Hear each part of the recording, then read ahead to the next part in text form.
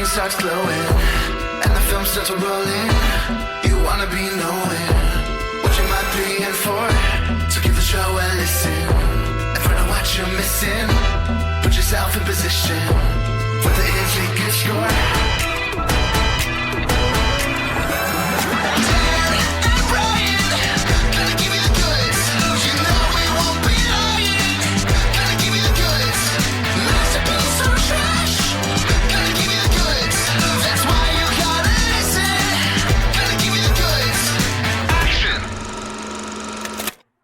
Hey listeners, welcome to the 161st episode of The Goods, a film podcast. I like to think that every episode of The Goods is a special episode. That's how I feel. But I think you could argue that the 161st episode is especially special for a few reasons. The first is that it's the end of a theme month. The last 5 episodes, including this one, have been debut month, where we've talked about the first films by various directors and institutions. And for this last week of debut month, we will be discussing Snow White and the Seven Dwarfs, which is indeed the first film in a lot of different ways, and we'll talk about some of those. It's also a very special episode because we have a guest today, and it's a guest we've never had on the pod before.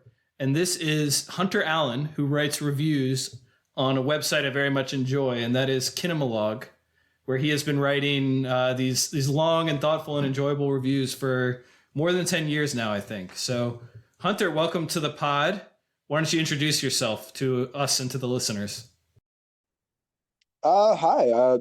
As Dan said, I'm Hunter Allen. I write some, as he notes, long reviews at Kinemalogue.com. Work as a lawyer. I live in Pennsylvania. I look atrocious with the camera lens. You look fine. The phone's camera lens is very distorting. but yeah, and I've known Dan for a couple years now, I guess, right, Dan? Yeah, you were one of the first people who started checking out my reviews, commenting on my reviews when I kicked off my own writing adventures on The Goods Film Reviews, which you can find at thegoodsreviews.com, which I started a couple years after I'd been podcasting with Brian. And one of my I made it moments was when you added me to your blog role on the side of your blog. So that was a big moment for me. So thank you as always for engaging with me. And I've enjoyed hearing what you have to say always too. Well, thank you so much. Yeah, you as well. And Hunter, I've enjoyed reading your reviews because we tend to agree on a lot of movies. Oh, really? Sometimes some deep cuts that I wouldn't necessarily think. But, for instance, you gave a 10 out of 10 to Swiss Army Man. Dan sent me that one recently. Yeah, the masterpiece of fart comedy for all time. Exactly. Fartity. And you recently gave a 10 out of 10 to a Goofy movie, which, I immediately sent to Brian, and is one of my favorite movies ever. So I was very heartened to see that 10 out of 10. Oh, yeah. That's a movie that has become a kind of cult classic thing, but really it just sort of needs to, I feel like needs to extend beyond that. Let's just accept that it's actually really good and not just, oh, that's a thing from our childhood that we liked. As I noted in the review, I watched it in my mid-20s. I came to it thinking it was going to be trash, and it was not. I also liked your We're Back, a Dinosaur Story review, which, while our ratings would not be the same, any point that we would have made in a review are the same, which is just that it's a completely batshit movie. Would your rating be positive because of the batshittery? I like it because of the batshittery, but also because it features a horror circus, and I feel like I can't be objective about that sort of thing. It's a supernatural horror circus in a movie about time travel and feeding drugs to dinosaurs. That's right. I actually understand. It is one of those movies that you watch it and you feel alive. You're like, this is an experience. Very unique. For sure. So Hunter, I would say, based on reading your reviews, that you are something of an animation head. Yeah, not as much as some people we know. I think we can name one person that we all know who is like the animation head. Tim Braden of Alternate Ending, like that guy is he's a legitimate scholar. He's almost got his PhD in like literally animation history. But I make an effort. Right. So Tim Brayton, as you mentioned, the critic on Alternate Ending, previously Antagony and Ecstasy, his site was called. Yeah. Right. He writes terrific reviews on animation. He's got a real great sense of the history and the craft, which is something that I don't quite have. I mean, I kind of thought of myself as an animation head until I started meeting and encountering other animation heads, and I was like, oh, I don't really know all that much about animation. Which I think is probably going to come through in this discussion today. Like, I've seen Snow White probably 10 or 15 times in my life, and some of the other Disney movies plenty more times than that. And I got a lot of thoughts about them as films, but less about them as pieces of animation. And sometimes I get a little gun shy bringing things where I feel like I'm in over my head, like I can't say with expertise what I want to say about the film. So that's my caveat to you guys and to the listeners, that we'll do our best here. We'll engage with Snow White, and any bits of context or history you want to throw in here, Hunter, much appreciated. I'll do my best. So debut month, we are talking about Snow White and the Seven Dwarfs. So let's talk about some of the firsts that Snow White and the Seven Dwarfs accomplished.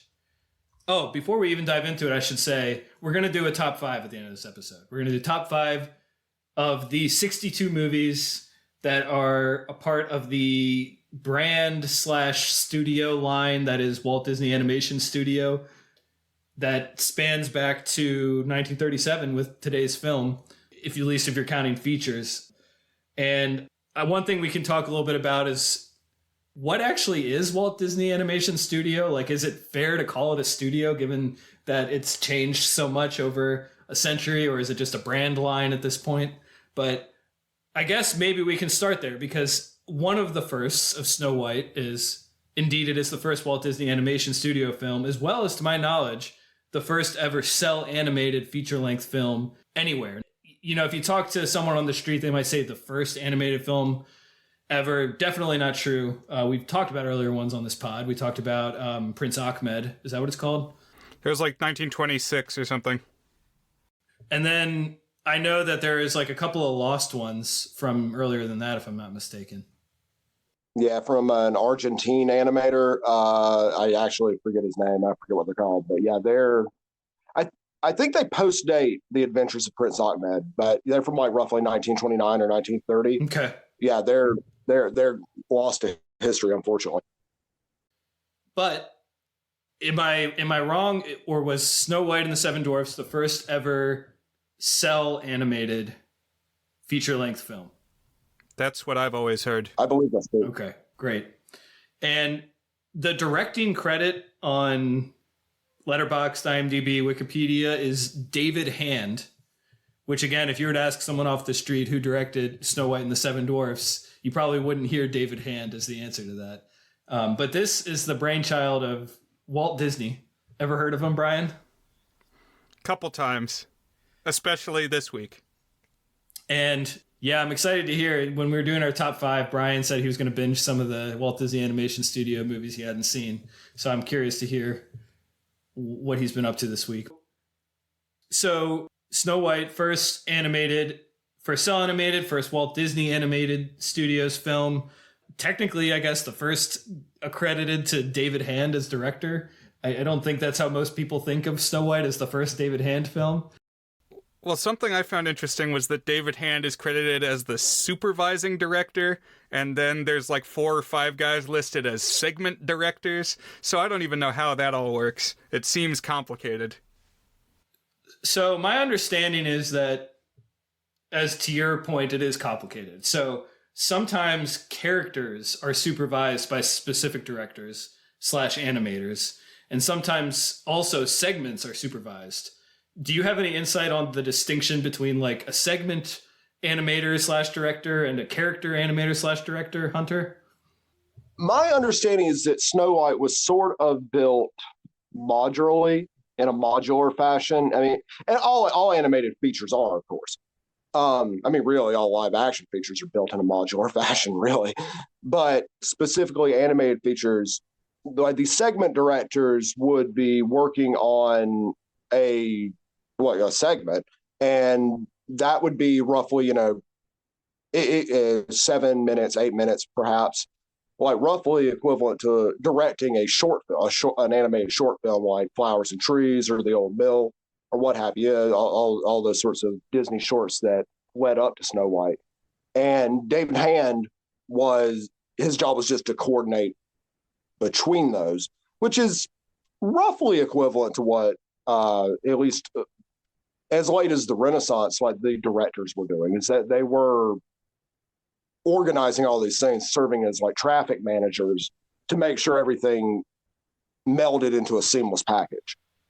So when we see his name credited as the supervising director, we shouldn't take that to mean that he was doing a lot of like actual animation himself, but he was kind of you use the term he was the big picture coordinator, keeping everything rolling. Typically the directors would not be animating things themselves, although they would be sort of like Walt Disney at the top.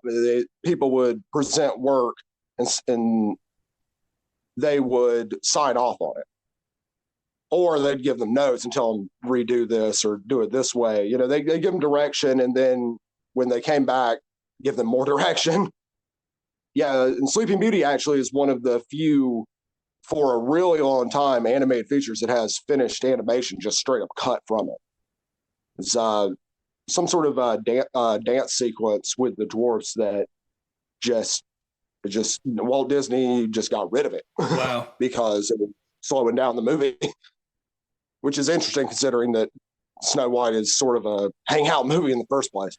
Yeah, I think you see that modular design where they're kind of feeling it out. Like, how do we take what had previously been a form strictly for shorts and make that into feature length? And parts of it feel like a continuous narrative, and parts of it feel like, oh, hey, we're gonna like just chill for 5 minutes in essentially like a short. Like the dwarfs are washing their hands and now they're singing a song and dancing before bed and stuff. Yeah. So I think it goes pretty much without saying that Snow White was like an arduous, risky gamble of a production that took years and years to make, and was something that in the animation industry was unprecedented, particularly the Hollywood short churning out industry. So it's one of those movies that people point to. He took a big swing and the swing paid off. Like it made a ridiculous amount of money relative to the time. You adjust it for inflation and it still shows up as one of the all-time box office hits. I was wondering, how many movies do you think more people have seen than Snow White? Like Wizard of Oz, maybe? I don't know if the population has grown so much that like the movies now would be seen more than Snow White has been over the years. Yeah, I was going to think like Avatar, maybe, just because of the much larger global population. And the rise of film markets in places that previously didn't have as significant ones. But yeah, Snow White's got to be up there, and one of the highest seen films of all time. Maybe Star Wars pretty high, but yeah, I think Wizard of Oz is a contender. And then there's all the home video, yeah. Like who knows? It could be literally upwards of like 3 billion people have seen it over, maybe more, over the course of its lifetime. It is an 85-year-old film, 87-year-old. And it's had multiple lives because, of course, it had its original theatrical release. It's had a bunch of re-releases, and then obviously a monster on the home video market. Now it's on Disney Plus, streaming. So, and of course, soon we'll have our live-action remake. Yeah, with Rachel Zegler or whatever her name is. Is she good in West Side Story? I mean, within the limits of the character of Maria, yeah. I thought it was well done. I liked that movie. I'm not holding out hope for the live action remake of this. I picked Pinocchio as the worst movie of 2022. So, as part of debut month, we have ourselves a handful of questions that we ask ourselves. So, what is this studio best known for, and what is our experience with them? Maybe now is where we can talk about what Walt Disney Animation Studio actually is, and like what it means to be inducted into one of them. So, dumb question: what is Walt Disney Animation Studio? A company founded in the early 1920s by Walt and Roy Disney that made cartoons and then became an adjunct to theme park empire.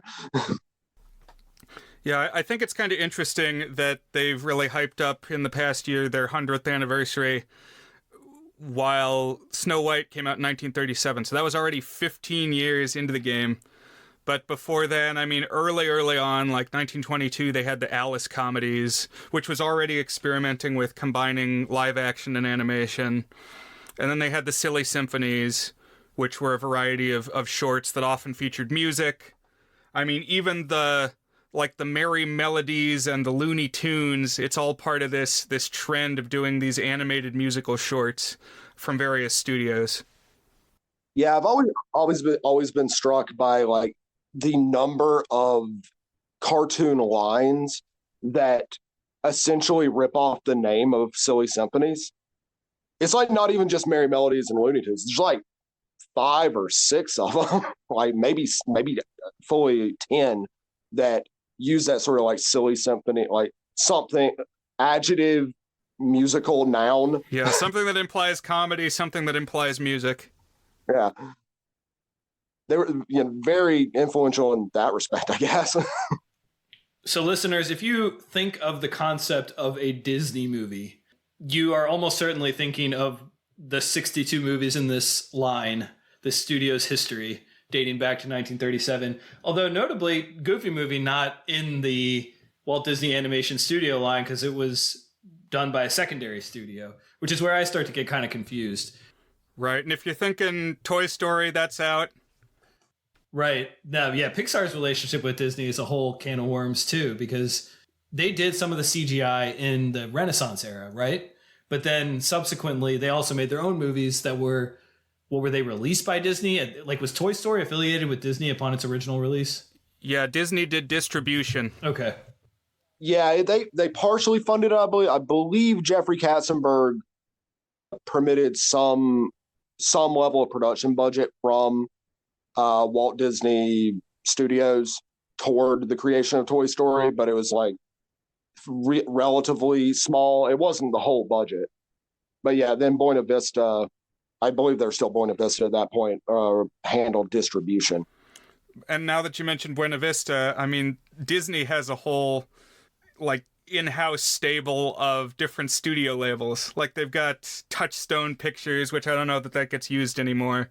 But like up through the 90s, at least, it's like put out the things that aren't as family friendly or that we're just not as confident in, label it Touchstone, but it's still coming out of Disney. They've got all their live action stuff. Yeah, there was Touchstone. Then Michael Eisner created Hollywood Pictures, which is basically the same thing, except he created it. Ron Miller was Touchstone's a creature of Ron Miller. Like, I think even The Sixth Sense was distributed by one of those shell companies, which is surprising. Yeah, no, I guess it goes back to Walt Disney kind of hedging his bets in 1950 on Cinderella, which was a kind of make or break for the animation studio. The same year, they also released Treasure Island, which is their first full-length live-action film, although they'd done a couple prior to that, Song of the South, and one in 1948 as well. They were animation and live-action hybrids. And I don't know, that's kind of a what if scenario right there. If like Cinderella had not done well, and this is getting way off of Snow White, but if Cinderella hadn't done well, like Disney probably would have just been a live action film studio from then on.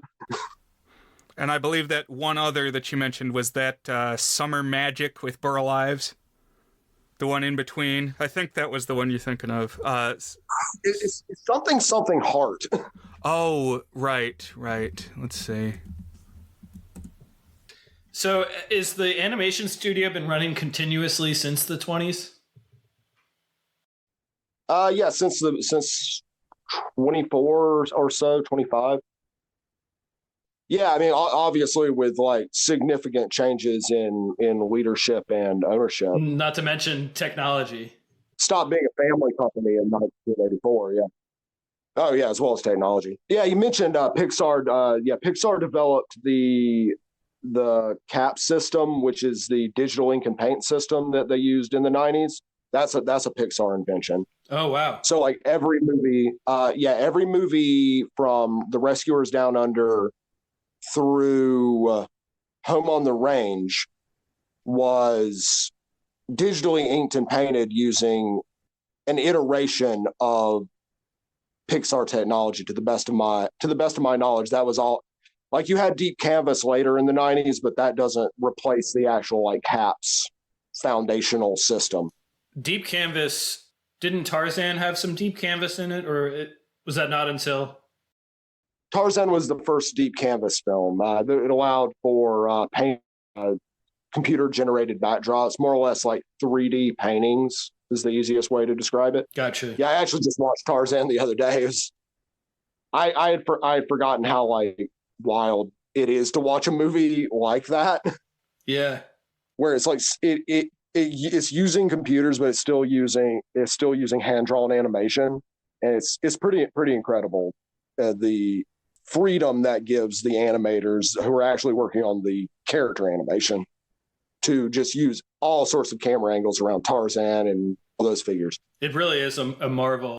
Another thing I think is important about Walt Disney Animation Studios is that they have maintained a sort of brand integrity, I guess, where you kind of expect their movies to be good. Do we?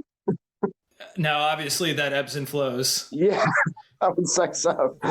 Yeah, maybe not so much that you expect it to be good, but you expect a certain quality to it. I suppose family friendliness, all ages appropriate. And I think now is when I will say that I have now caught up with all of them. All 63. I watched the 14 that I hadn't seen yet over like the past 4 days. Wait, are we up to 62 or 63? 62. I think you're right, 62. But 14 that I watched for the first time in the last couple days. And in all of them, like, I think that holds true. All of them, the animation is fairly good. Fairly good to incredible. So they're like flexing their animation muscles most of the time. And I think that's the consistent mark of Disney. But obviously, yes, highs and lows over the course of the corpus. It's pretty impressive that you've seen all 62. I counted, and I'm missing 15 of the 62, and none of the 15 do I get the sense that they would push for my top 5. So I didn't feel the urge to binge them prior to this episode. But what about you, Hunter? Out of the 62, are you 62 for 62 or somewhere short of that? I'm very slightly short of it. There are 3 I haven't seen. Dinosaur from 2000, I believe, as well as Chicken Little and Meet the Robinsons. I don't think they would hit my top 5. I don't know. You never know. But I don't hear a lot of great things about any of those, really. Right. Definitely towards the lower end. I liked Meet the Robinsons, but all 3 of them pretty low. That is the one that I feel like could be good. I'm almost certain like Chicken Little and Dinosaur are not good. Eventually I'm going to watch them and write about them, and I kind of just want to save the surprise for then. Mm-hmm. For me, the gaps fell in 3 distinct eras. It was the 1940s package films, the ones from the mid-2000s like Chicken Little, which lined up with when I was in high school and it wasn't cool to be watching Disney movies. But then, starting with Bolt, people were like, oh, these are good again, so you gotta go and you gotta watch. And I thought, okay. Yeah, my gaps are the 40s package films.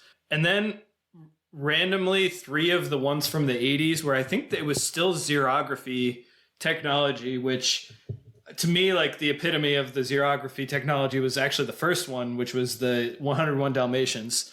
But when you think of that kind of more sketch-like look from the 60s, 70s, 80s, I think almost all of those are what you would call xerography, which is a specific animation technology. Sure. And then a couple from the mid-2000s, early CGI. I also caught up with some that I hadn't seen since I was a kid.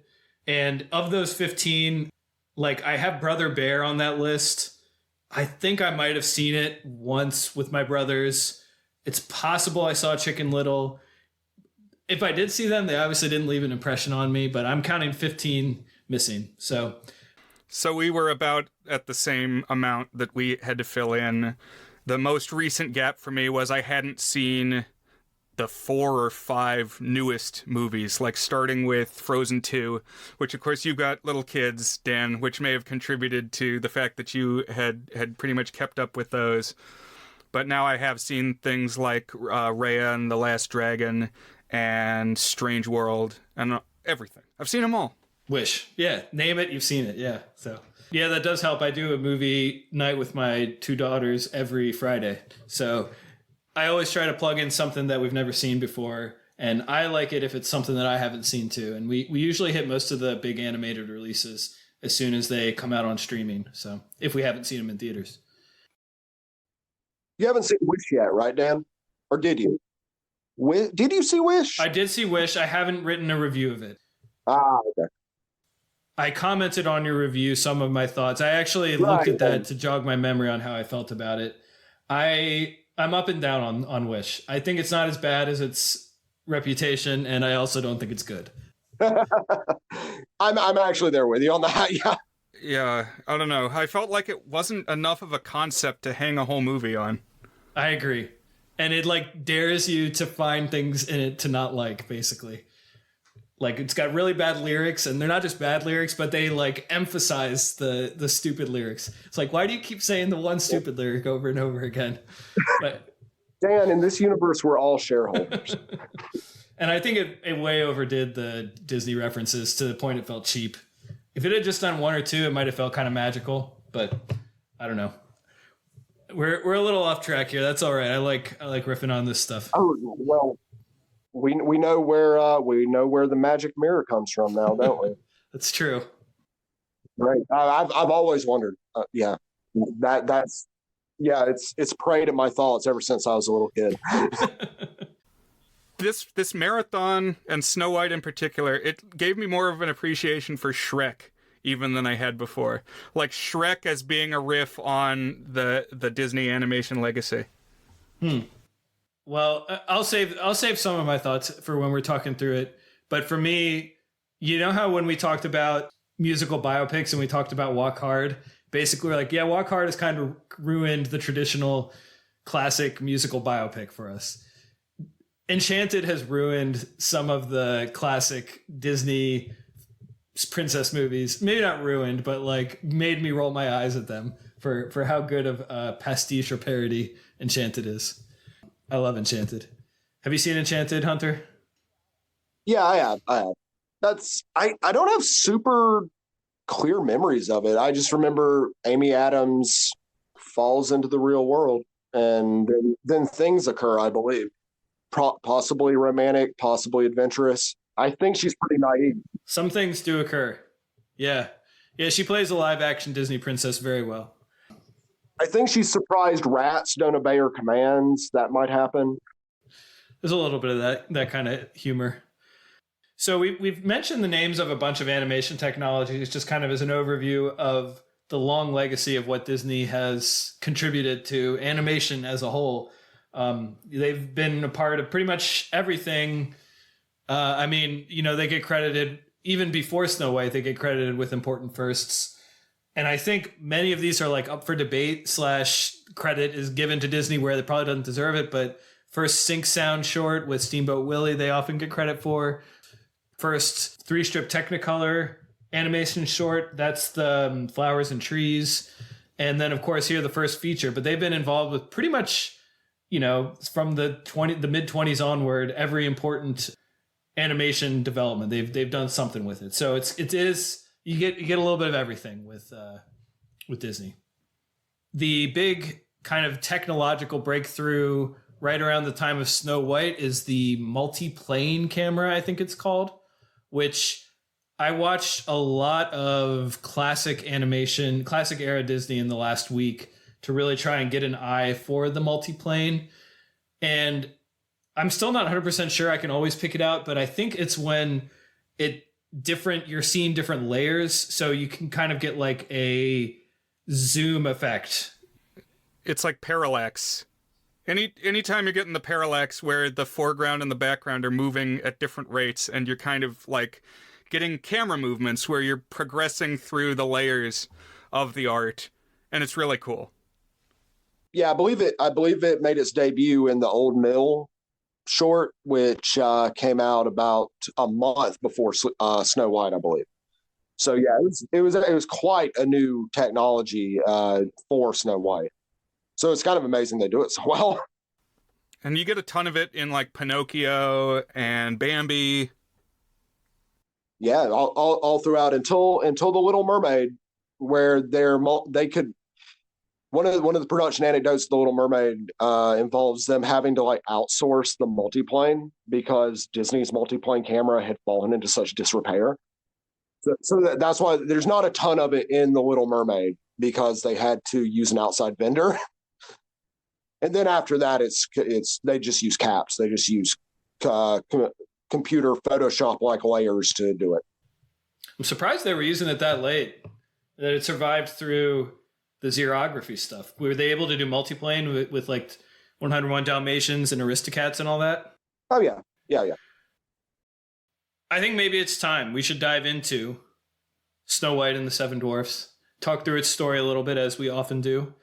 So this film opens with a title card, which I was really struck by how much exposition gets cut out and just tossed to the title card. Like, I feel like most movies would show some of this stuff, but it just throws you right in, basically, here. The first real scene is Mirror, Mirror on the Wall, but it's not even like the one where she's the fairest. We jump right into the Snow White being the fairest as the very first actual animated scene that we see. And we learn from this opening title card, Snow White is a princess, but she has a wicked and vain stepmother. I'm going to go through this. I think most people know the story of Snow White, so we don't need to hit every single point, but just to jog your memory a little, she's forced to work as a scullery maid. I was surprised it specified scullery maid. What is a scullery maid? Forgive my ignorance. What is scullery? I think a scullery is like a kitchen. Okay. So she works in the kitchen. She's got to like clean pots and pans and floors and things. Then we see the evil queen asking if she's the fairest one of all. And of course the mirror says, no, you're not anymore. It struck me at this time that the mirror doesn't actually say that it's Snow White. It's like someone who's got red lips and white skin, but doesn't say it's your stepdaughter. Just that's like immediately the princess's mind goes to the stepdaughter. So I was wondering if there's a possibility of like a variation on this story where it's like the wrong chosen one. You know how like in Harry Potter, there's like the wrong chosen one theory. If there could be something like that with Snow White too. Like actually there's a different fairest one in the land. Actually, someone is even hotter. Yeah. I think a lot of the decisions the queen makes in this movie don't really serve her ends. Not a good strategic thinker, you'd say, Brian? Like, if her whole thing is being the hottest, why does she decide to become a hag in a process which is not apparently reversible, at least of what we see? She says it's a spell, but, like, how easy is this to double back on? Well, my thought when I saw this, like, do you not have spells that reverse aging, just ones that make you really old? Yeah, and one of the components of the spell, she says, this will make my clothes black. Like, do you not just have some black clothes? Yeah. No. You're a queen. You could probably hire a weaver to get you some black clothes. Yeah. I mean, at the very least, she's also like twice Snow White's size. She could just kill her. just stab her. Just stab her to death yourself. I do admire that this movie doesn't shy away from the darkness, and that the queen's first decision is to tell the huntsman to go murder Snow White and bring me her heart in this. Yeah. It's not like, what was the one we talked about, Brian? Korra, The Legend of Korra, the TV show, where the queen has fallen. Like, we've just seen her asphyxiated just off screen, but they don't want to say she was killed. Right. No euphemisms. Rip out her heart, give it to me in a box, which I will then carry around and show to anybody who asks about it. Yeah, the box that was made special for the event. Or maybe it wasn't. She just collects hearts. So now we meet Snow White, and she is like not bothered that she has to do manual labor. She's like very cheerful about it and singing to animals and all this stuff. And I gotta say, I don't really like Snow White. I think she's annoying and like totally unrealistic as a character. Like, we're not too far from like screwball comedies where you could have really, I mean, chronologically in the late 30s. I'm just thinking about like where feminist representation was in cinema at this time. Like, it wasn't unheard of to have like interesting, complex characters who are female in movies. And yet she is like the shallowest and most and worst, flattest character of all of like the stereotypical Disney princesses. Yeah, I mean, it is a fairy tale. So, I mean, you have to have that essentiality, I guess. But yeah, she is like pretty boring. Her main contribution to the film is tidying. Cleaning a house. That seems to be her primary skill. And also telling other people to tidy. That's right. Got to wash your hands. She's coordinating their cleanliness. The thing that bothers me about Snow White is that she's very clearly rotoscoped. And so, like, all the scenes where you're really focusing on her, the animation doesn't look as good to me as the scenes where you got the slightly more cartoon physics characters like the dwarves and the animals. And it's not just Snow White, it's the various human characters. So it's the prince and the queen and the hunter that you can tell, like a Ralph Bakshi movie, that it's like traced over live action footage. And the result is that their like facial features kind of shift around and the colors are like greasy. I don't know. It's odd. Whereas like the way that the dwarves move as a group and like wrestle around and wash dishes, it's always like compelling, and it looks more normal to me because I expect cartoons to not move with the same weight and speed as a real world person. So that the result to me is I look at Snow White and I see like a human wearing a cartoon suit. I kind of like it personally. I understand where you're coming from. I do feel that there is a mismatch from time to time between Snow White's animation and the dwarfs animation, where they are clearly from a different mentality and a different way of doing things, where the dwarfs being significantly much less constrained by physics and by head size, physical head size. Yeah, I have mentioned several times that Dobie's head is so much larger than Snow White's, and they very much want you to notice how much larger his head is than Snow White's in their dance together. It's remarkable that he could not be particularly intelligent and yet have so much brain case. Oh, he's just got hydrocephaly. Maybe. I think that might actually be where they're going with it. But yeah, it works the least with Snow White. I think it works pretty well with the Evil Queen, with her sort of theatrical movements and the weight of her evil, I suppose, her wickedness. I think it works really well with her. Also, she doesn't really share many scenes with other people. Right. And she also has like a stately stillness to her at times. Like when it zooms in on the window when we first see the queen, that's basically a painting. At that point, it's not even animated. But like it kind of represents a sort of like controlled grace that the queen has, I guess. Yeah, that conceals her chaos and hunger. Mm-hmm. Yeah, I love the Evil Queen. I think she's excellent. I think she's very excellent. But Snow White, yeah, she's got some problems. And her eyes do slosh around quite a bit. One last thought about Snow White's design is this was a very particular era in women's fashion, and it was the Betty Boop era. And actually, I read that they recruited one of the head Betty Boop animators to consult on design and female character animation. But this Clara Bow bobbed hairstyle. Snow White, she's the only Disney princess with short hair. I never thought about that, but true. Yeah, she pretty much is, yeah. Isn't she?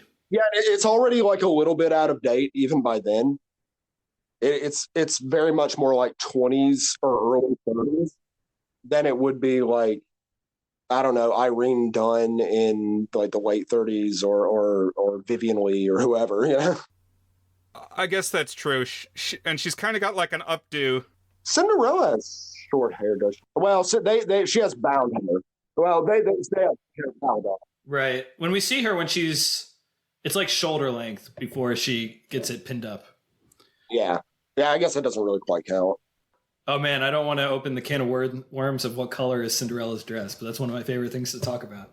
Maybe a different day. But I was wondering, when we first see her doing chores, she's wearing rags, which is part of the thing. But then a minute later, she's wearing a beautiful dress. I guess in her off hours, she can wear a beautiful dress or something. This dress, it's to me, in terms of iconic Technicolor costumes, right up there with Dorothy's. I mean, obviously it's drawn, so it's not the same type of costume, but this is really an iconic piece of fashion, honestly. I really like it when she's wearing this dress, which is, of course, most of the movie. It's a good variety of colors. You got blue and black and red and yellow, but they're not... No one color overwhelms the others, and it doesn't have a messy effect. It looks good. Oh, yeah, she's a good design. Good costuming. We also meet the prince before the attempted murder happens. He just shows up while Snow White is working, and he pursues her, and she runs inside. So we kind of get a reenactment of a balcony scene. I don't know if that's specifically a Romeo and Juliet thing, or if a balcony scene is a trope by itself, but we get a 30-second balcony scene too. Things in these Disney movies move quickly. None of them are very long. I know. This is 83 minutes long, and probably 50 of those 83 minutes are just vibing with the dwarves in the middle act. They're all one supper. One evening. I also noticed this watch through that the music is more constant than I remembered. There's a lot of little mini songs, and they all kind of string together. Mm-hmm. How do we feel about the music in Snow White? I don't have particularly saliently negative feelings about it, but I think it's more a cultural primacy thing that Hi Ho and Whistle While You Work wind up being famous because they're not. Hi Ho is fun, but it's also a single lyric song. Whistle While You Work, I would go so far as to say, isn't particularly good. And then there's the other ones which people don't even recall that I see. That's what I find the most interesting is there's so many of these small songs, and only a few of them have really broken through and endured. But the song where they're singing about digging for the gems, I like. We dig, dig, dig, dig, dig, dig, dig. That's my chain gang song when I'm doing some work. That song's running through my head. I like all the animation effects they do with the kaleidoscope effect of the gems and the reflections and the echoes. My favorite, though, is the Dwarves' Silly Song, which is when they have a band and they all play different instruments and they have the dance between Dopey and Snow White. But Grumpy going ham on that cuckoo clock organ thing is awesome. Yeah, I want to talk about those in a minute, yeah. Because I really like some of those too. And I like when they do the dance with the dwarfs stacked on each other. It's a fun bit of character animation. But the voice actress for Snow White is Adriana Casalati. I'm not sure I'm saying that right. I think that's probably what it is. And she does this kind of fluttery singing voice that I'm not especially fond of, which to me doesn't make me like either the character much more or feel really warm towards the music. Like the other big one that we haven't said yet is Someday My Prince Will Come. But that's the thing I noticed is in general, like these golden era musicals, the Disney musicals, hit or miss on whether I like the style. But like, maybe it's just because when I grew up, but like once we get to the Renaissance, just the music is so much more enticing to me. I don't know what it is about it. Howard Ashman and Alan Menken. Yeah, I guess so. Yeah. But even in Bambi, like it's all this heavenly choir type stuff that just doesn't really stick to me in the same way. I like April Showers from Bambi. I think that's a cute song. But yeah, I don't listen to it. I don't listen to it by itself. Oh man, I love April Showers. We'll come back to April Showers in a little bit. Something that struck me this watch through of Snow White is that first scene when she's like working in the garden and the prince shows up. She sings down into a well and the sound echoes back, and when it does, the water ripples. And like how cool that is. The water animation in this movie is really something. It's basically futuristic in 1937. I'm not sure that, even though Disney was already pretty good at effects animation, this is some pretty next level stuff for that year. Or even for much later, it still looks great. Yeah, I mean, even to think that it's in color in 1937, and they're like these lush, vibrant colors. And I appreciated all the lighting and shadow stuff. Like, there's a lot of characters walking out from indoors where they're in shadow and into outdoors into the sunlight. And every time that happens, you see the progression of the shades over them. And it always looks pretty good. The shadow stuff in this is just out of control good. Some of it is just designing a scene, but like when the huntsman sneaks up on Snow White, we see his shadow before we hear or see anything else from him. And then there's a few other scenes that make use of shadows really well. Definitely for me, that was something that caught my eye watching this time. Yeah, I really enjoy the part. It's when Dopey is elected to venture forth to confront the monster in their beds with his one little candlelight.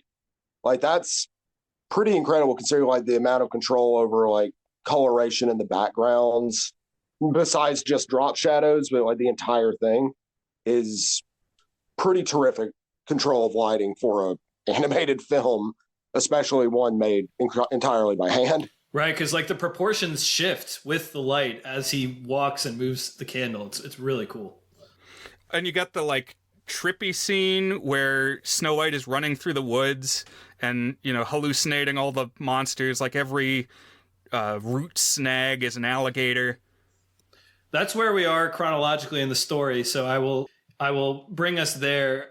The huntsman obviously does not kill Snow White. He brings a pig's heart to the queen. And then, Snow White runs off with the knowledge the queen is trying to kill her and stumbles through the woods and has this nightmare vision of basically everything being a monster trying to kill her, which is one of the coolest bits of animation in the film. And I mean, a very cool segment overall in animation history, I would say. This segment always enraptures me. Yeah, that's where the multi-plane camera gets I think its first big workout here. It's the push-ins onto the imagined faces of the evil trees, and which we all knew from Flowers and Trees that they had the capability for that malevolence. Right, the creepy tree in that one. Yeah. And turns out that they're not actually scary things, but nature is nice. Exceptionally so. Another thing that struck me, not just with this movie, but I rewatched Fantasia and Bambi in this past week.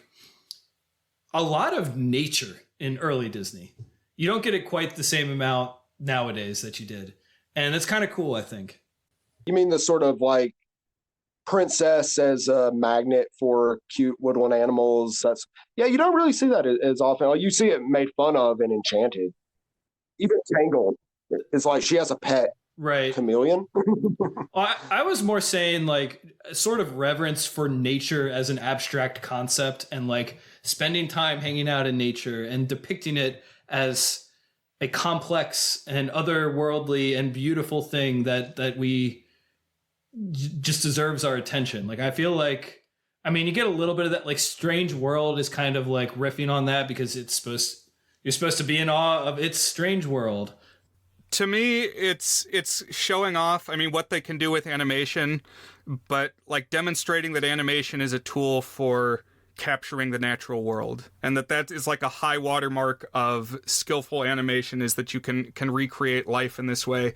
It feels almost like medieval text, like how you would have in like bestiaries and apothecary books, have all the illustrated depictions of plant life and animal life.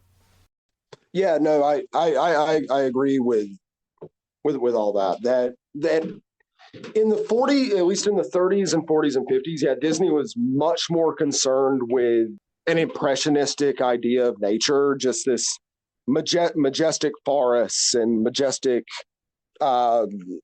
deserts and that sort of thing.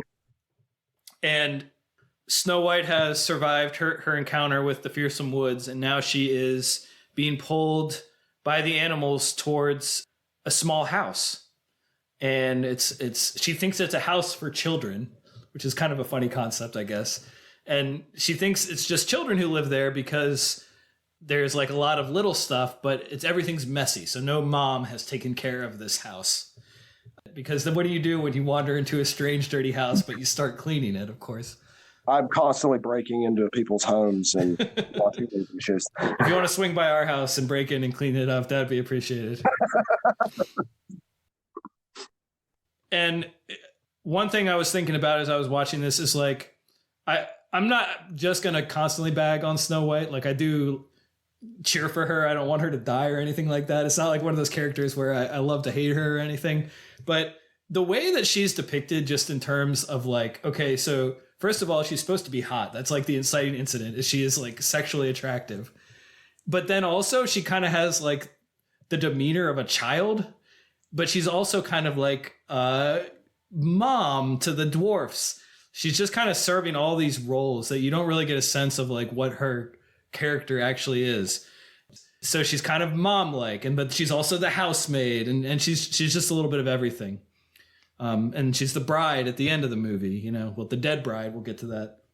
Before long, she is cleaning the upstairs. So she goes to where the beds are, and she notices the 7 beds, and the names on the 7 beds are all adjectives. We will know them as the 7 Dwarfs. And she falls asleep. Yeah, working hard cleaning, but she falls asleep on their beds. A little bit of like Goldilocks here. And now we cut to the dwarfs. I think technically we actually cut to the dwarfs before she falls asleep. But we cut to the dwarfs who are working.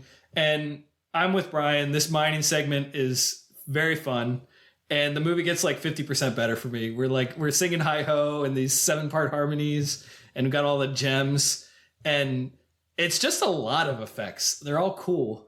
And you kind of get a sense of the sprawl of the visual design of this as you see them working there. Yeah, like when they cross that tree on their way home, the sort of camera pan from left to right, just this enormous tree over this enormous chasm, and the lighting is very well attended. And they're singing their little song. There's water pouring and stuff. Water pouring, yeah. Also a water pouring. The glittering in the mine, yeah. I guess they are supposed to be, to some degree, like Nibelungen, maybe, like related to like Germanic folkloric creatures who dig around for Rheingold, or no, not Rheingold, but just gold in the mountains. They don't even care about the gems. They barely care. This watch, I was thinking about how specifically German a lot is. And watching all the Disney movies, like they always do that, is research the area that they're setting it, and they like work in little nods. But like the way that the Fachwerkhäuser on the dwarf's house, like the crossed wooden beams, is super German. And like even there's like steins in the cupboards with like the faces carved on them. And yeah, definitely German design.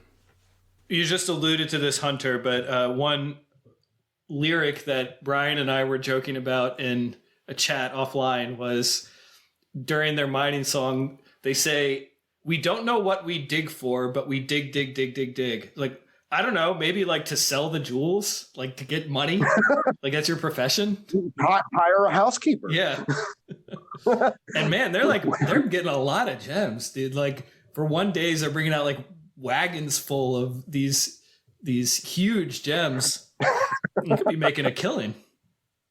What are they doing with all the gems? What, like, there's not a stash of them at the house. No. They show it. They show the vault that they keep in the little joke where Dopey keeps the key just on right next to the vault. Oh, you're right. Yeah.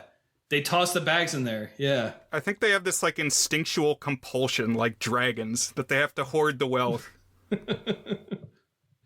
Okay. So they're like Smog. Yeah. That's what I was saying. Nibelungen, like in the Wagner opera and the ancient Teutonic myth cycles and what have you. Like where they just dig through mountains for stuff. Why not? And I don't understand why they own soap if they don't clean that. They do have readily accessible soap, but we are to believe that they'd never clean. And maybe the soap is just, it's years old. It's just never been used. Who knows? It came with the house. So then the dwarfs, they once they get back to the house, I think we enter the hangout movie phase. That is the whole middle act of the film where it's just like one night vibing with the dwarfs. And their home invader. And this is where I could get the sense that it was like shorts stitched together. And I think I even read they had some other ones that they were either planning or maybe have even started animating that they decided to cut. Like there was one about making soup. And I think, what's the name of the guy? One of the famous animators who ended up doing a lot of work on Pinocchio had some of his stuff cut. Was it Ward Kimball, I think? Maybe? Okay. I don't know. But there's a lot of famous animators in this era. Yeah, exactly. No, I did read that one of them was upset when he got his scene cut, and Disney said, "Don't worry, you'll be a supervisor on the next one, so just hang around. Be cool." Do we have a power ranking of the dwarfs, like favorites and least favorites? I know Brian's answer. You're a grumpy guy, Brian. I just know it. I mean, Grumpy just is head and shoulders above the others. And what I've come to respect more over the years is that he kind of has a secondary leadership role. He's like the first mate dwarf. Like, so Doc's at the helm, but Grumpy's always like the opposition leader. He's like, you got to hear from Grumpy for a rebuttal. For consensus building purposes. Yeah, I don't know who my favorite is. I do know who my least favorite is. It's Doc. You don't like Doc? He's very peremptory. No, he's very dictatorial. I feel like if I were going to battle, Sneezy would be my first choice. That dude can like produce a hurricane. But yeah, I think obviously Grumpy and Dopey have the most interesting designs. And it really did occur to me as I was watching that like the others, they kind of blend together. Like if you're just, they're all in a scene and you see like three of them and it's not Doc and it's not Grumpy and it's not Dopey, you're not necessarily going to know which one you're looking at. Oh, is that bashful or happy or sleepy? I don't know necessarily. All right. Happy especially fades into the background for me because he looks like Doc without the glasses. They all look like Doc without the glasses, except for Dopey. They all have the big nose, yeah. But yeah, no, I know exactly what you mean. Yeah, like, I guess, I mean, unless Sleepy's yawning or Sneezy's sneezing or Bashful is turning bright beet red. And like, I don't even know what happy means. Like, he's just smiling. He's a content fella. I can respect that. He'd probably be the most fun to hang out with out of the group. Well, probably. I mean, Sneezy will just get snot all over you. Like destroy our house with his gust of wind. Sleepy is low maintenance. Yeah, he'd at least be low-key and chill to hang out with because he'd just doze. Sleepy played the flute in the band, which felt fairly active. So kudos to him for that, at least, taking an active enough role to play an instrument. Surprised they didn't have a joke where he like falls asleep. Like he has to play a triangle, like he's the triangle member and he has to be at the end. I don't know, Oh yeah, wake him up to hit it periodically. I could see that, yeah. The cliche joke, yeah. Like, why haven't you tell him? One of the longest segments in this hangout section is when they're washing their hands before dinner. And it's the Seven Dwarfs outside, and we just get a lot of little visual gags of them cleaning up. My favorite of the bunch is Dopey with the soap. So first he's like trying to grab the soap, but it's slippery, so it's bouncing around. And then he gets it in his, I don't know if it's the soap itself, but he like swallows it and he's burping up bubbles. That always makes me laugh. I seem to remember that he got it out at one point, but he never does. So I guess he just digested it eventually. Dang. I really like it when his head disappears. When like just the bubble just comes out of his costume and raises his little sock hat above his. That's actually a very funny joke. And I can be down on Snow White, but it does have a lot of fun, gentle humor like that. Or when Sneezy sneezes and blasts Dopey out of the costume. Yeah. Or when Dopey keeps circling back and forth to get more forehead kisses. That's cute. Oh, it's all good stuff. It's just a lot of it. It's just a lot of it. Yeah, I mean, it really does feel like it's more than half the movie. It's something along the lines of half. I'm pretty positive it's like a good 40 minutes. The last bit of the hangout section is, I think it's right before they go to bed. They have the jam session, everybody playing their musical instruments and singing their songs. It's always strange to me to watch how people spent their time in the pre-technology era as like something that movies capture. I always enjoy that.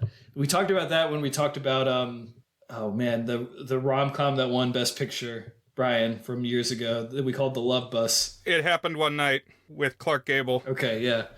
But just how people had to make their own entertainment much more than they do now. And now there's something charming in that. The way that they all could play an instrument, they could all perform together. It's a cool thing. And it's fun. We get Dopey snapping as he dances, I like. It's almost unimaginable to think of how people lived like prior to electricity. I find it very difficult. I mean, even though like sometimes the power goes out and I just take naps. I sit there. Yeah. It's like when it gets dark, you go to sleep. That's how the world worked for thousands of years. Yeah.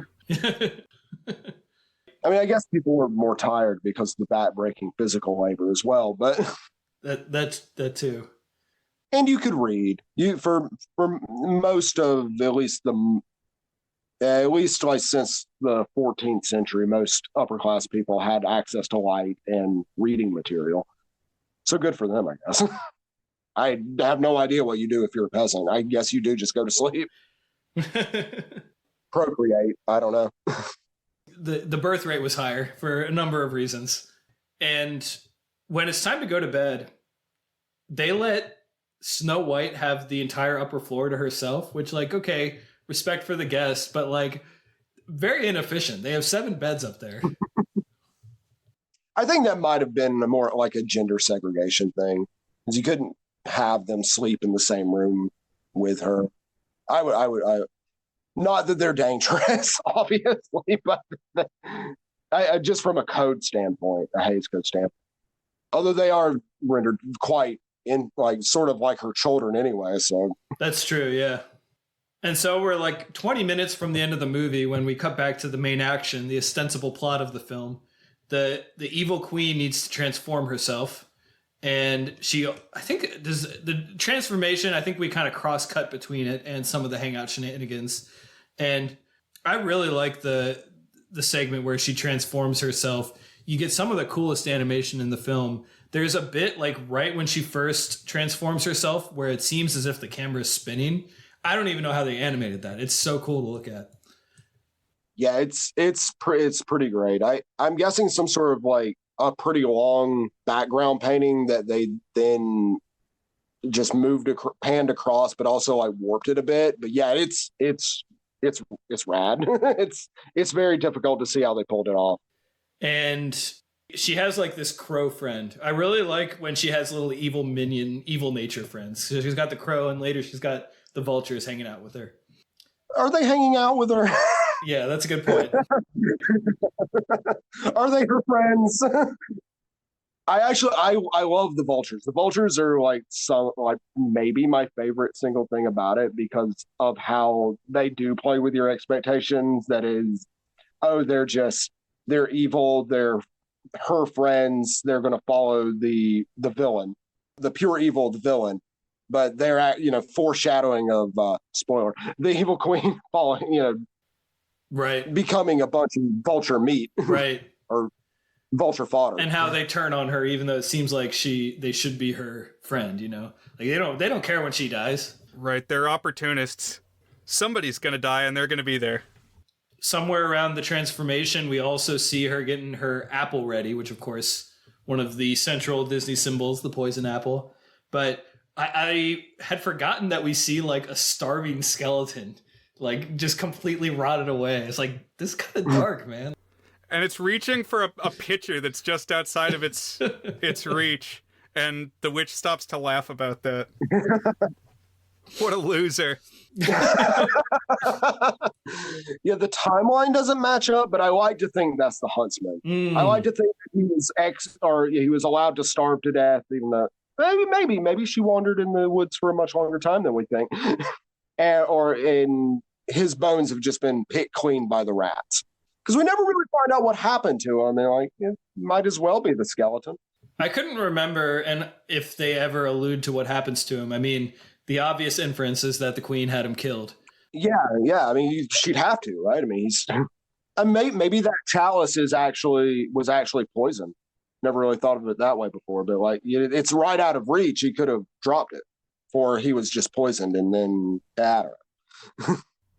Obviously, there's things that happen that we don't see, things beyond the scope. So one can only hope we see the huntsman harvest the pig heart in live action. Where is Snow White's dad? Where's Snow White's dad? Where's her? Is the evil queen regnant? And if so, how? If she's a stepmother? That's a good point. Maybe he also died. I don't know. Yeah, but then wouldn't she be queen? Wouldn't Snow White be queen? Not typically. I mean, she could be. Like I say, politics can work out even outside of specific succession laws. But you think he's around because no one mentions it, but it doesn't matter. He is in the fairy tales. Like there is an explanation where the king is and who Snow White's father is at least in the Grimm version of it. And I would assume most of the folkloric precursors to that, just because it's a question anybody would ask. Where's her dad? Why is the queen running things? The absent parent, we've talked about some of the things that this like precedents that this set for Disney. The absent parent is one for sure. Like that's obviously a trope of, I mean, I guess fairy tales in general, but very much Disney movies, where at least one of the parents is gone. And we're also going to get another one, the Disney death of the villain doing something that results in their own death. Yeah. And at least in Sleeping Beauty, Philip actually like affects a death blow against Maleficent. The Disney death really explodes in the 90s. Where like Beauty and the Beast, well, sort of in The Rescuers Down Under, although I interpret the imagery as like that little mouse Bernard. He's doing it on purpose. He is tripping a man so that he will fall into crocodiles. But like Beauty and the Beast, Disney death, Gaston just sort of causes his own death. Tarzan for sure. Yeah, and Aladdin doesn't really, but because it's not a death. Like the Clements and Musker movies, the Ron Clements and John Musker movies actually don't do it, weirdly. Oh, interesting. But all of the Truesdale and Wise movies. Yeah, Frollo. Yeah, Frollo is like very, like, you could just kill him. It's fine. Nobody will mind if you just drop him. No loss to the world, yeah. Another one I watched this week, actually. But definitely setting a template for like the type of movie that would come. Just the musical fairy tale, I guess. I mean, I guess it's a natural extension of like Merry Melodies and all that. But it is kind of interesting to think about, like, what if they had done a total curveball? Would the type of movies we watch be totally different? I don't know. The type of animated movies that get made. Well, it may have even been in Hunter's review, but it seems like the reason that it became such a trope is because the princess movie was successful. It's like they did it as their first one, then they tried some pretty different stuff with Pinocchio and Fantasia and Bambi and Dumbo. Obviously, the war cut into their financial opportunities, but like when they needed something to bring them back, they made another princess movie in 1950 with Cinderella. And so that really became like their bread and butter because it's what worked. So when Snow White wakes up the next morning, of course, they need to go back to the mine. That's what they do. They dig, and she's gonna make lunch. And I was laughing. They're like, now don't let anyone in the house, Snow White. Whatever you do, don't let anyone in the house. And it had me thinking of The Simpsons when Marge says, Homer, don't you eat this pie. It's like the one thing you know is going to happen like 10 seconds after the dwarf leaves or Marge leaves the room. And sure enough, the dwarfs leave, and immediately the queen, now transformed into an old hag, shows up. I thought it was funny early on in the movie when the dwarves first come home and see that Snow White is there. Grumpy says, well, you can't stay here. You're going to bring down the wrath of the queen. And Snow White's excuse is like, no, I won't. She won't find me. If only she had some sort of magical apparatus that can give her knowledge. That would tell her whatever she needs to know. Find her the next day. But we get some cool segments here. So at first, like the friendly animals are fighting off the old hag queen. And then Snow White lets the hag into the house. What is she at this point? We just call her still the queen, I guess. Yeah. And lets the queen into the house. And then we get this really cool cross-cutting section where the animals are trying to frantically let the dwarfs know that the queen came exactly as Grumpy predicted would happen. And Snow White, like, taking her time talking to the queen and getting offered an apple and, like, debating which flavor pie she's going to make for the dwarfs. But, of course, she bites the apple before the dwarfs get there, just a moment before. And I always like the way that it's shown, where we just see her, like, hand and the apple with one bite rolling out of her hand. It's kind of like it's got a dramatic flair to it, and it's kind of doing more by showing less, I think. Yeah, they focus on the queen and like her moment of triumph. Mm-hmm. Her heart will still and her blood congeal and et cetera, et cetera. She's very happy about it. She's ecstatic. Right. There's more rhyming in the dialogue than I remembered. Yeah, I like that about it. Like, there's parts where it's not singing, but it's still in verse. Now, I didn't look it up. Is it the same voice actor pre-transformation and post-transformation for the queen? Apparently it is. I did look that up. It's good. She has very distinct and memorable voices for both. Which I wish she didn't. I wish there was actually less distinction between the two. I don't understand why there is. Oh, like tie her together a little bit more? Yeah. Yeah. Very regal thing to say. Well, that to me really shows that, like, evil corrupts. You know, it's that, like, she's sacrificing the thing that she ostensibly cares the most about, which is her beauty, to seek vengeance. Like, that drive is destroying her. Yeah, all right, yeah, and she loses her class too. That actually makes sense. I like it. Yeah, we were ragging on the queen and her strategy earlier, but just like Hunter was saying, there's a certain essentialism if you're doing a fairy tale. I think that's true with the queen too. It's like, you got to accept that she's like a symbol of the danger of, like, grasping to youth that won't fade and leaning into your evil impulses and selfish impulses rather than accepting the things around you and all that. But yeah. She's Jenna Maroney.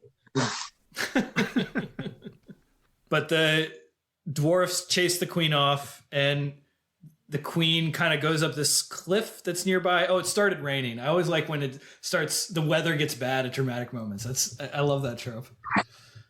And she goes up, like, it's a cliff that's nearby, which we do see, like, mountains and cliffs as they're walking home and stuff. So it makes sense that it would be there.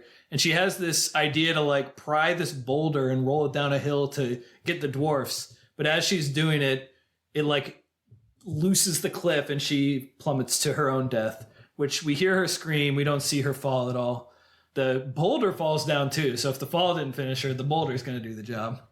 I like how the vultures get really happy when she falls. It's a very nice touch. And then they immediately swoop down after her. And it gets kind of gauzy and fade out. It's really, really nifty. A little bit of design, animation, I guess. I don't know quite how they achieved this effect. It's like you can almost put, like, gauze up on the camera to make it... Yeah, or Vaseline on the lens or something. Yeah. And then we have the ending. The dwarfs are so smitten by her deathly beauty that they refuse to bury her. They keep a vigil. On the one hand, that's kind of creepy, but on the other hand, Snow White is lucky. Like, if she wasn't so beautiful in death, I guess they would have just buried her alive. Yeah, what is the deal with the sleeping death state? I don't quite know what that is. Well, also the queen really didn't look into the fine print of her spell. Didn't even turn that other page. It's like, oh, she could have read one more page and been like, oh, maybe I should think about a different technique to finish Snow White. Because this one, all she has to do is get a kiss. But yeah. Could have just used regular science poison. Yeah. Why you got to be magic potion? There's lots of poisons out there. You can just get it. You're a queen. You can probably get your hands on one. But of course, the prince that we met at the beginning of the movie comes by, gives her a kiss, and she wakes up and takes her to a shining castle in the distance. And the dwarfs are happy for her. And that's the happily ever after. I like the shining castle in the distance. I feel like you sometimes would see these paintings of like angelic happily ever afters. I feel like Birth of a Nation has one at the end of it I was thinking of too. Obviously that one, the context is very different, as we talked about last week, Brian, or 2 weeks ago.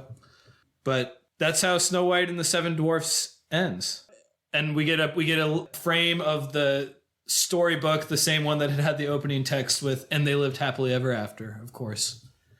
So what are some observations or moments or something that we haven't talked about yet that you guys like or don't like or noticed? When did the transition happen between the movies where you would have all the opening credits at the start and you'd usually have some kind of book or something, some central object that you're lingering on as the opening credits are playing, and you get some specific opening song? I know they had it with Sleepy Hollow. That one still had it. Oh, yeah. Easily through the 50s. Alice has it. Peter Pan has it. Did it stop with, like, 101 Dalmatians? I'm not sure. I mean, I've heard so many times that Star Wars is the one that changed the paradigm of you don't put your credits at the start anymore. You put them at the end. But I wonder when it happened with Disney. I'm trying to think what the last one was. Definitely Robin Hood has credits at the start. Fairly full credits at the start. It may also have end credits. Oh, right. Yeah, you have the hamster dance at the start. Yeah. Yeah, whistle stop. I don't know. Maybe. Oh, you know what? Fox and the Hound doesn't. Fox and the Hound, I'm pretty sure, or at least at the very least, it has like a narrative action scene going on. Like if it doesn't, I believe it doesn't even have text, but I could be wrong about that. And that's 1981. I think you could be right, because like Rescuers, I think, has something that happens, and then the credits play like as the message is going out to sea. That's it. Rescuers, yeah, in 77. Yeah, they have an opening credit sequence. Which was the same year as Star Wars, you know. People were getting adventurous with credits. But then Wish brought it back as a little tribute, is have the book at the start. And of course Shrek has the book at the start. Which he uses as toilet paper. My daughters know that if you see the credits at the beginning of a film, that means it's an old movie. Which it doesn't hold 100% of the time, but pretty close to it. Pretty close. Like my 6-year-old will be like, oh, we're watching an old movie today. I was like, yeah, good eye, good memory. Yeah, if you just see a card and hear a chorus just sort of indistinctly wailing, definitely an old movie. They should bring it back. So we still have a top 5 to do. So I think we can hop into Is It Good? Is there anything else anyone else wants to throw out there before we do? Just the general observation that I do enjoy the sort of dreaminess of early Disney fairy tales. Not in all cases and in all ways, but the sort of, even though it can lead to like sort of narrative dead ending, I do like the general vibe. Like we are actually trying to do a fairy tale. We're actually trying to do mythic time vibe that you get from even through the Silver Age, even up through like Sleeping Beauty. And you get it back occasionally with like The Little Mermaid. Yeah, but you get it even in like modern stuff, but it is like much more self-aware about it. more self-conscious about it. And this seems, if it is self-conscious, which it probably is. I mean, the 30s are still pretty modern. It's more, or it hides it better, I guess. That's a good point. Yeah. And it assumes a patience in the audience that you might not today. That is part of the appeal of the golden age Disney stuff, is that mythic quality that I think you certainly don't get in the same way in the CGI era, and intermittently in between. Like, you're not getting too much mythic in 101 Dalmatians, for example. But I will talk us into Is It Good? So Is It Good is our signature section where we each give the movie a rating on our 8-point goodness scale, ranging from very not good, which is a 1 out of 8, to our masterpiece rating, toward a good, which is an 8 out of 8. Now, Hunter, you should at least know the rating scale a little bit from my site. I do. And if not, you can just think of it as 4 stars with half stars in between. So I'm going to get a calculator out and just it should. If you think I haven't done that, I have spreadsheets converting between different rating systems. So 6.142. So Brian, why don't you go first? Is Snow White and the Seven Dwarfs good? Okay. So something I noticed in my big watch through is our opinions of the movies are probably going to be colored by when we watch them. So did we watch them when we were children? In which case, they probably have a stronger hold on our memories and our sentiments. This was one that I watched really early on. And also, it's the first one that came out. So maybe part of this rating is influenced by its historical role and just how much of a new accomplishment it was. I'm going to give it a 7 out of 8, just into 7 territory.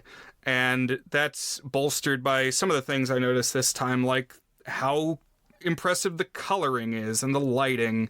And I'm not the biggest fan of the rotoscoping on the human characters, but broadly I like the music. I like the structure. Even doesn't bother me that we hang out with the dwarves, because just about every set piece has something interesting going on. And it's toward the upper end. I did go through just to keep track of all the movies, because we're going to have a top 5 here in a second, and I assigned a rating to everything to kind of keep them straight. And this is definitely in the higher end. What about you guys? Hunter, why don't you answer next? Is Snow White good? It is good. Yeah, I guess 6 out of 8. I guess I'll go for that. It sounds low. We call that very good. Yeah. Oh, all right. Well, I guess that is. Yeah, all right. Very good. And yes, 6. I'm happy with a 6 out of 8. I liked it more when I was a child in the 1930s, and it was very new. But yeah, it's one of those movies where if I really make an effort to like think of it in its historical context in 1937, then it is mind blowing. But I don't live in 1937. I live in 2024. And I have seen things that have built upon it since. And so I can't really just throw those out. And I don't want to reward it just because of industrial importance or artistic influence. However, it is still like a really fun, very easy movie to watch. I've probably seen it, 5-6 times, something like that. And I'll probably see it a few more times. Yeah, very good. So I'm like right there between you two guys. There's not a 6.5. I'm going to be a soft 7 rather than a strong 6, because I'm right around there. And pretty much exactly what you guys said. I mean, it really does go down easy for a movie this old. It's entertaining the whole time through. The structure is a little ragged. It would bother me a little bit that like you're waiting for something to happen. But like Brian said, there's fun stuff going the whole time. The animation is just so impressive, and it really is remarkable how good classic animation still looks. Like early CGI doesn't look good. Good classic animation, hand-drawn, always looks good and always will look good. So, I think it's just a treat to watch. And some of the character designs and animation are so good. Some of the like effects and framing of all the action, terrific. And everything you guys said about colors and lights and stuff. And just the mythic quality to it. It endures. It speaks because it is mythic, it will always speak to whoever's watching it, even with some of the antiquated stuff that we've talked about. So exceptionally good for me as well, but a soft exceptionally good because as a narrative, and the character of Snow White, those things just don't pull me in quite as much as some of the better Disney movies. But it's still a great one. And tune in soon for part 2, our top 5 Walt Disney Animation Studio films coming soon.